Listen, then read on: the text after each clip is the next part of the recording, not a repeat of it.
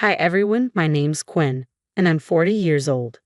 I have quite a story to share. It was supposed to be a joyful day, a family gathering to celebrate our wedding anniversary.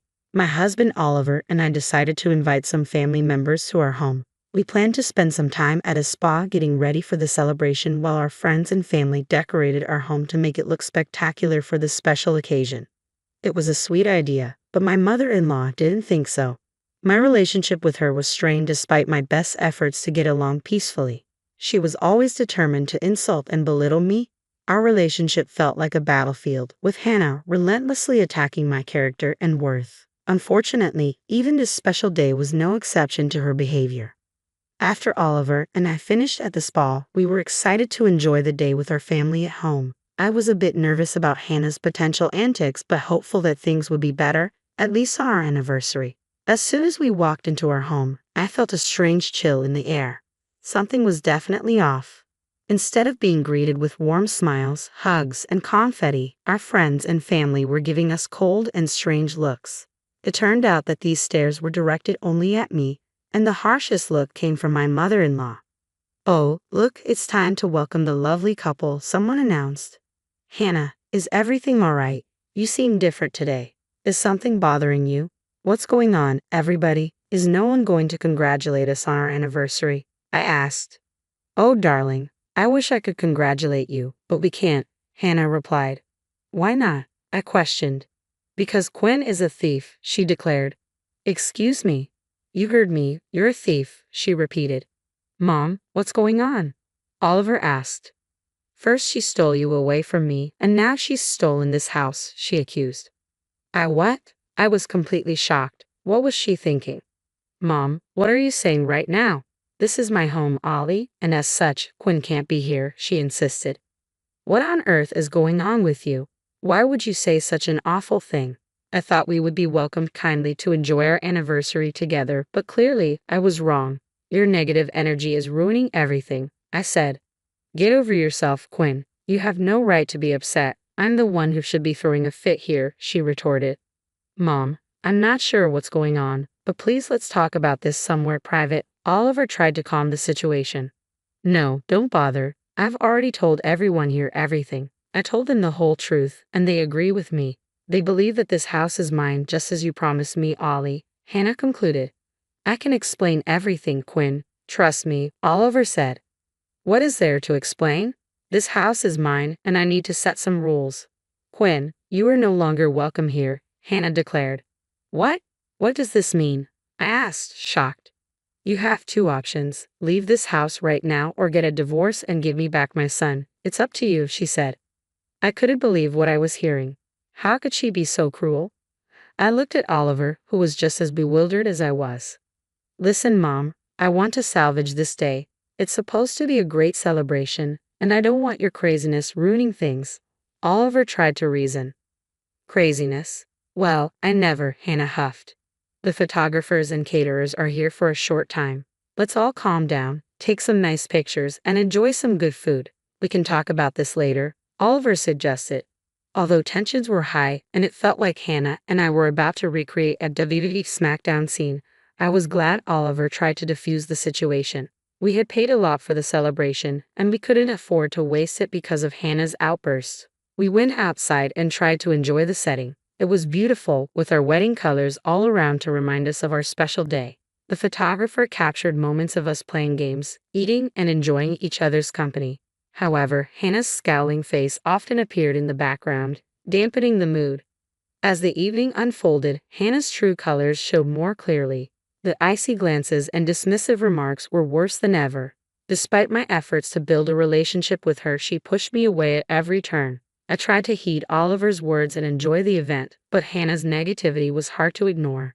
The rest of the family seemed to let go of the tension and enjoy the festivities, but Hannah remained distant. The celebration ended sooner than planned, partly due to the fiasco at the beginning. Despite this, Oliver and I managed to salvage some good moments, and overall, I had a somewhat decent time.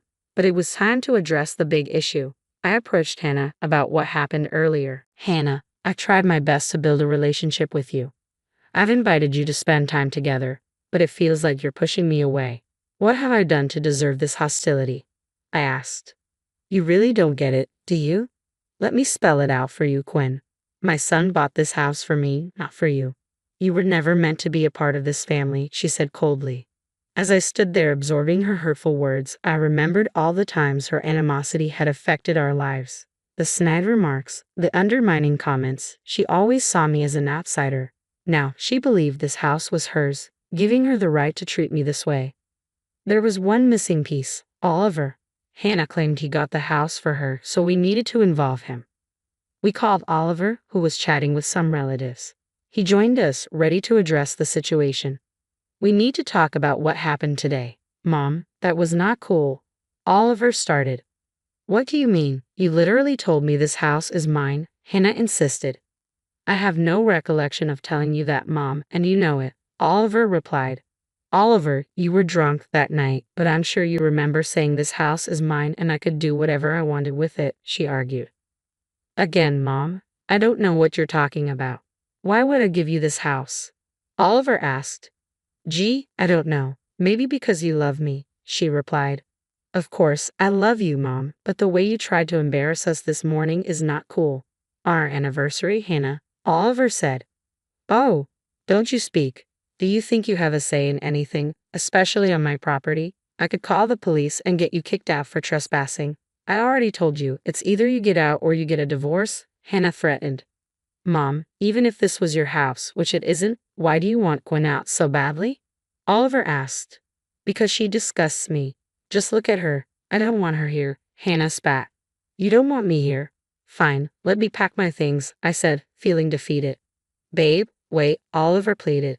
No, I'm sick of waiting. You're also to blame for this, Oliver. I don't know what your mother is talking about, I said, tears in my eyes. It seems like you've had a heavy hand in her feeling so entitled, I said to Oliver. And what's worse, you've been complicit in the abuse I've received from her and done nothing about it. What do you mean? What am I supposed to do? He asked, sounding exasperated. Cut her off. Get a restraining order, I replied. Hannah interjected. You think you can get rid of me so easily? You think Oliver would do such a thing to his mother? You must have lost your mind. Go and pack your things as you said. Chop chop. I began to walk away, furious with how my life had turned out. I had a witch for a mother-in-law and an idiot for a husband. Perhaps this was a blessing in disguise because I seriously needed to leave once and for all. As I walked inside the house, the pain and embarrassment from years of harassment began to flood through me, and my heart sank. That woman really did hate me, and I didn't even know why. I had poured my heart and soul into this marriage, trying to create a sense of unity and love, and now she gave me this stupid ultimatum. As someone who doesn't believe in divorce, it was very hard to even entertain that option, especially when leaving the house just seemed easier. I was sick and tired of all the noise. I had to leave, at least to keep whatever peace was left in this place. Tears streamed down my face as I packed my belongings. It was going to be a long night of weeping and packing, but I was determined to get it done ASAP so that I wouldn't have to see that woman's face for a minute longer. I made my way to the study room, collecting all of my documents, books, and files when I stumbled across the deed to the house. I was shocked and wondered why it was out in the open so casually and carelessly. But thank God it was because as I scanned the documents, I came across something very interesting. I stopped packing, realizing this was too important. I found Oliver and Hannah still outside, arguing. I still don't know what you're talking about, Mom. I never gave this house to you, Oliver was saying. Yeah, then why do the documents say otherwise? Hannah snapped back. Which documents? Oliver asked, confused. From a distance, I could see Hannah searching her purse for something but unable to find it. Are you looking for these? I held up the documents, making my presence known. She sent me a scowl, but I returned it with extra ferocity. She was so used to my nice demeanor, but I was done playing the nice guy. It was time for me to claim what was rightfully mine. You see, I've gone through these documents, and there's nothing that says you are the owner of this house. In fact, only Oliver and I's names are on the documents. What? That's impossible. Oliver told me. Hannah stammered. Whatever he told you clearly wasn't correct because I have the real papers right here. Go on, look for yourself. Read it and weep, I said, holding out the documents. Hannah snatched the papers from me and skimmed them viciously, searching over and over again for a hint or a glimmer of her name somewhere. But alas, she was wrong. There was no mention of her anywhere on the documents. I I don't feel so good, Hannah muttered. To her surprise, her eyes rolled back and she lost her balance. She fainted and hit the ground, knocked out cold. We all gasped as Oliver picked her up and brought her inside. We did our best to fan her and keep her cool until she began to regain consciousness after about a minute. What happened? Where am I? She'd asked, disoriented. You passed out from the shock of realizing the truth, I said. You did this to me, she accused. I didn't do anything to you. I just showed you the truth, I replied. Let me get you some water, and when I come back, we are settling this dispute once and for all.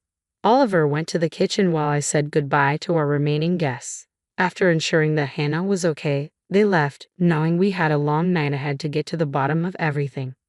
Okay, Mom, here you go, Oliver said, handing her a glass of water. Now please tell us everything that you know. It was the night of the Christmas party a couple of months ago. You were drunk, Hannah started. He wasn't just drunk, he was completely wasted. He couldn't even remember his name, I added. Fine, whatever. He was wasted, and he told me that he loved me so much that he wanted us to be closer, Hannah continued. Everyone says that when they're drunk, Mom, Oliver replied. Yes, I know, but you were talking about giving me gifts, she insisted. What gifts exactly? Oliver asked. You were promising to give me trips to the Maldives, Morocco, and Fiji. You also said you'd buy me a new air fryer. And you said you were gifting me this house, she explained.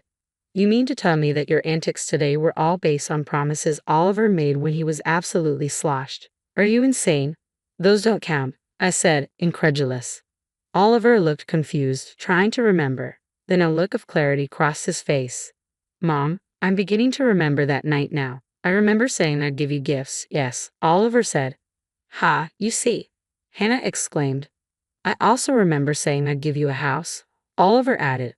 What? Hannah said, confused. I told you I'd give you a house, not this house, and I made that very clear, Oliver said. Well, I don't remember that, she stammered. Let's jog your memory a bit then, I said. I ran upstairs to access the security camera footage and brought it back down. Oliver accessed the footage from the Christmas party. There it was, evidence of a very drunk Oliver holding on to his mother, promising her many things, including a house. You said you'd get me a house. Will it be this house? Hannah had asked in the footage. No, not this house. Where would Quinn and I live? Oliver replied. You can take the other house, darling. I want this house, she insisted. I'll get you a house, okay? A house, Oliver repeated. And I'll make sure I put my name on the deed for this house, she had added. What? Oliver had asked, confused. Nothing, dear. I think you need to head to bed, she had said. We looked up from the iPad to see Hannah looking very sheepish, like a child caught shoplifting. So what do you have to say for yourself, Hannah? I asked.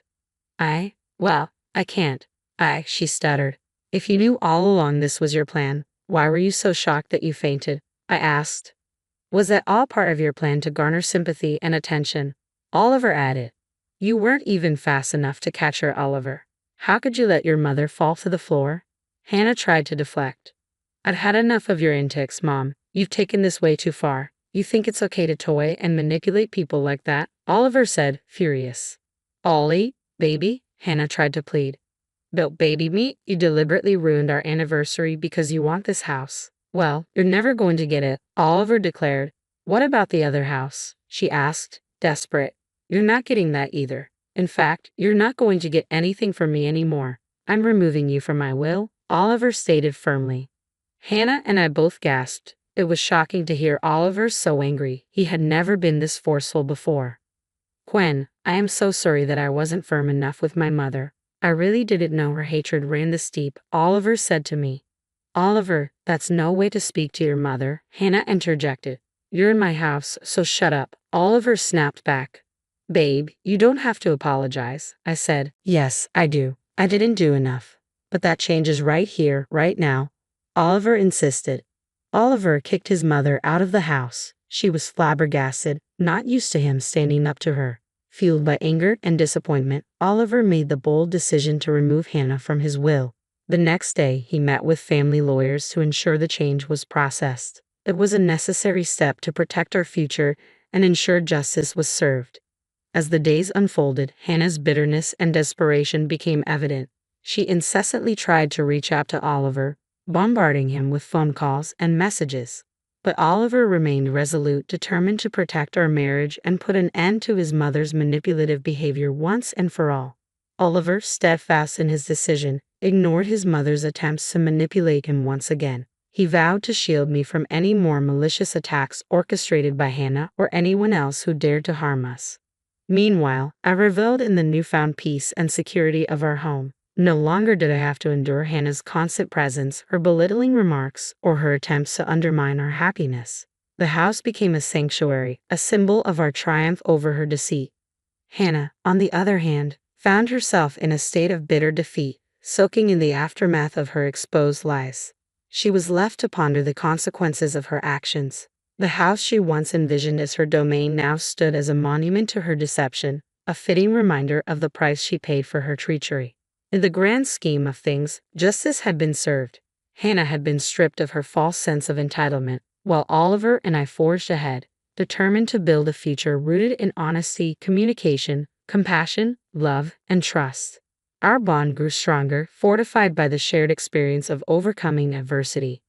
As time went on, Hannah's attempts to reconcile were met with resolute silence from Oliver. He remained true to his promise of protecting me, ensuring that we could move forward without the looming shadow of her manipulations. It was a promise he kept with unwavering determination. Today, I find solace in the comfort of our home, the home that was meant to be a haven for us.